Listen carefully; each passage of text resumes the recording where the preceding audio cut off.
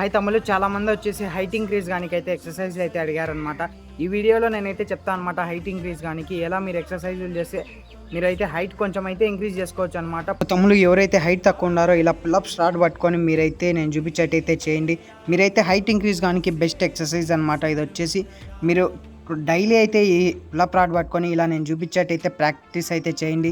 మీరు హైట్ అయితే 1 centimetres 2 centimetres అయితే ఇంక్రీజ్ కావచ్చు అనమాట. చాలా మటుకు ఇంకా ఓవర్గా హైట్ పెరగాలంటే మనం అయితే కామన్ అనమాట.